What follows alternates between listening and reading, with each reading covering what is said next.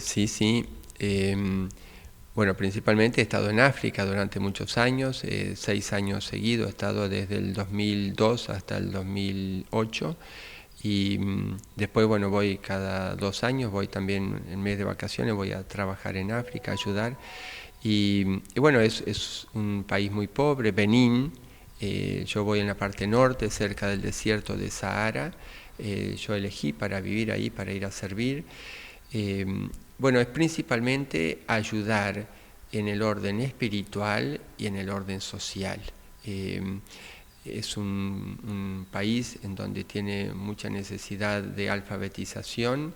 En la actualidad han crecido mucho, pero cuando yo fui no había escuelas gratis, por lo tanto había un 5% de alfabetización en el país.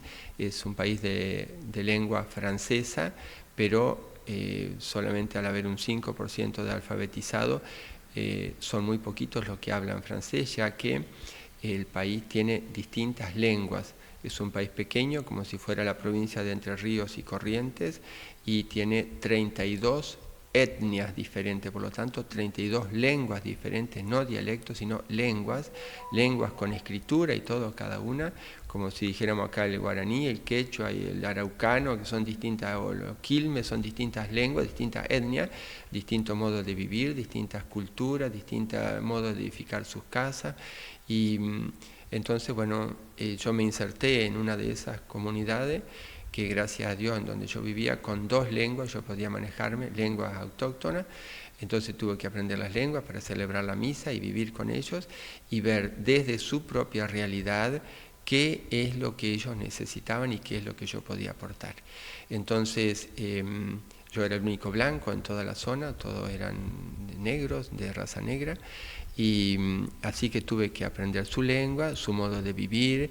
Ahí me enseñaron todo, hasta qué es lo que tengo que hacer, cómo tengo que sentarme, qué es lo que hay que decir, qué es lo que no hay que decir para no ofender.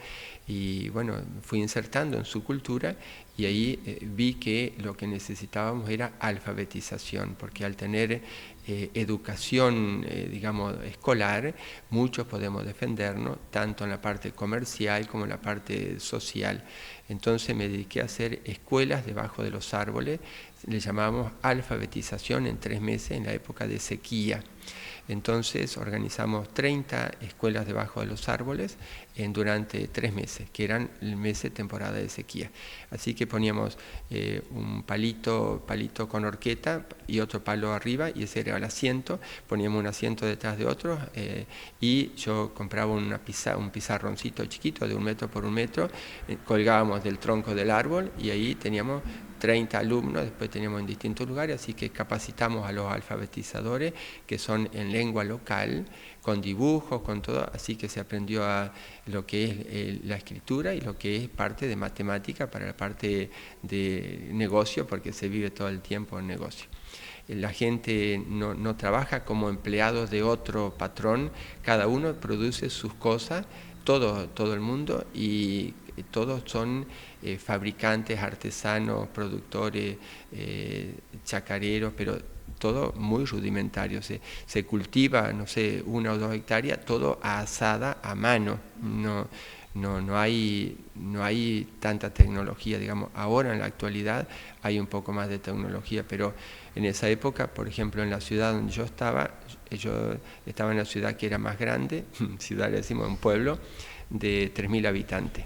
Y después atendía a 20 pueblos que eran más pequeños que el que yo estaba. En el pueblo solamente 5 personas teníamos bueyes.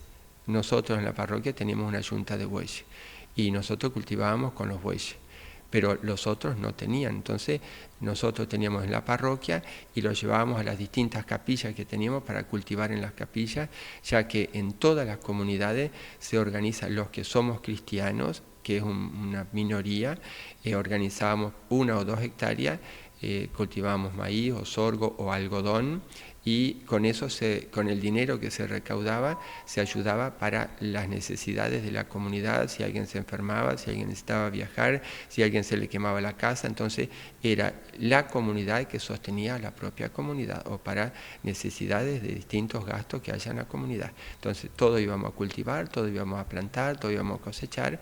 Cada comunidad tiene como una organización propia, como si fuera una Cáritas de acá. En cada parroquia tenía su Cáritas, y con eso sosteníamos la comunidad. Además de organizar cada comunidad con un catequista, que no eran bautizados porque es una zona de primera evangelización. Entonces yo fui en donde recién empezaban las comunidades cristianas. Cuando comencé había 14 comunidades en donde había cristianos. Mientras yo estuve allá, 6 nuevos pueblos se hicieron cristianos, y entonces en todos los lugares organizábamos uno que sea catequista, lo formábamos durante 8 meses en un centro aparte, como si fuera un seminario, y iba, si estaba con su familia, iba con su mujer y sus hijos durante 8 meses, y entonces organizábamos de todos lados una formación tipo escolar. Entonces, donde se le enseñaba todo lo que es la actividad del catequista, más una profesión que le sirva para él vivir en su vida. Entonces, algunos son costureros, otros son carpinteros, otros distintas actividades manuales, otros son herreros. Entonces, los catequistas tenían una profesión que hasta ahora, y fui a visitarlo después de más de 20 años, son 23 años que yo ya estuve por primera vez, así que los catequistas súper agradecidos, porque yo les compré máquinas de coser, a pedal, digamos, todas esas antiguas para nosotros, pero allá son nuevas igual. Acá es todo eléctrica, las máquinas y todo de bordado y todo, bueno, máquinas a pedal también donde tenían bordado, pero todo a pedal. Después, gracias a Dios, se pudo insertar con más tecnología, así que los catequistas, los que son herreros, los que son carpinteros, los que son costureros, son de la época que yo formé en la escuela. Así que bueno, una era la parte espiritual, como decíamos, organizar las comunidades, y otra es la parte social. Entonces yo tenía formación, antes de ir yo trabajé como partero, yo hice mi formación en el hospital de Chajarí. Yo trabajé unas cuantas veces en el hospital, más en la práctica que en la teoría, pero con una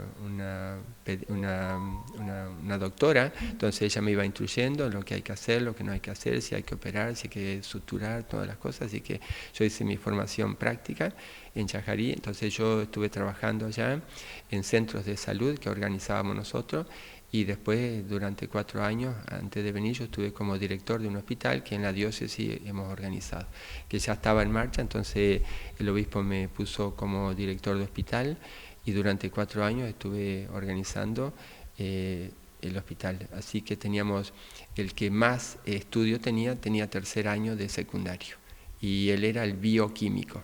Era el bioquímico, que con la práctica nosotros lo formábamos en otro hospital grande que estaba muy lejos. Entonces yo le pagaba la formación en la práctica, no se hace formación como acá de medicina y todo eso.